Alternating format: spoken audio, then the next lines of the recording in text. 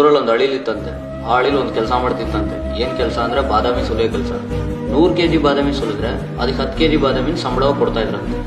ಈಗ ಒಂದು ವಾರ ಚೆನ್ನಾಗಿ 100 kg ಬಾದಾಮಿ ಚೆನ್ನಾಗಿ ಸುಲಿದೆ ಆ ಬಂದಿದ್ದ 10 kg ಬಾದಾಮಿನ ತನ್ನ ಗೂಡೊಳಗೆ ಇಟ್ಕೊಂಡು ತಿಂತಾ ಕೂತಿತ್ತಂತೆ.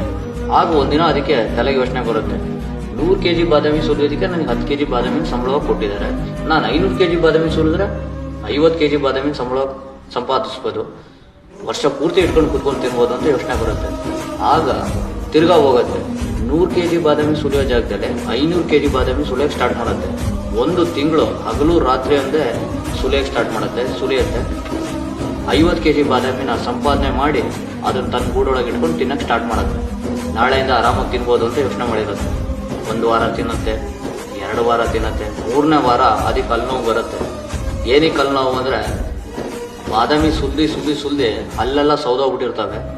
ಅದೇನು ಯೋಚನೆ ಮಾಡಿರುತ್ತೆ ಅಂದ್ರೆ ಇವತ್ತು ಚೆನ್ನಾಗಿ ಕೆಲಸ ಮಾಡ್ಬಿಡೋಣ, ನಾಳೆ ಆರಾಮಾಗಿ ಕುತ್ಕೊಂಡು ತಿನ್ಬೋದು ಅಂತ ಯೋಚನೆ ಮಾಡಿರುತ್ತೆ. ಇದೇ ಪರಿಸ್ಥಿತಿಯಲ್ಲಿ ಸಾಕಷ್ಟು ಜನರು ಒತ್ತಡದಿಂದ ಕೆಲಸ ಮಾಡ್ತಿದ್ದಾರೆ. ರಿಟೈರ್ಮೆಂಟ್ ಲೈಫ್ ಚೆನ್ನಾಗಿರ್ಲಿ ಅಂತ ಇವತ್ತು ಈ ಕ್ಷಣನ ಒಳ್ಳೆ ಕ್ಷಣಗಳನ್ನ ಮಿಸ್ ಮಾಡ್ಕೊಂಡು ದುಡಿತಿದ್ದಾರೆ. ಆದ್ರೆ ನಾಳೆ ಚೆನ್ನಾಗಿರ್ಲಿ ಅಂತ ದುಡಿತಾರದು ತಪ್ಪಲ್ಲ. ನಾಳೆ ಚೆನ್ನಾಗಿರ್ಲಿ ಅಂತ ಇವತ್ತಿನ ಈ ಒಳ್ಳೆ ಕ್ಷಣಗಳನ್ನ ಮಿಸ್ ಮಾಡ್ಕೊಂಡು ಫ್ಯಾಮಿಲಿಗಳಿಗೆ ಟೈಮ್ ಕೊಡದೆ, ತಮ್ಮ ಆರೋಗ್ಯದ ಬಗ್ಗೆ ಗಮನ ಕೊಡದೆ ದುಡಿತಾ ಇರೋದು ಇಷ್ಟು ಮಟ್ಟಿಗೆ ಸರಿ. 60 ವರ್ಷಕ್ಕೆ ರಿಟೈರ್ಮೆಂಟ್ ಲೈಫ್ ಇರ್ಬೋದು.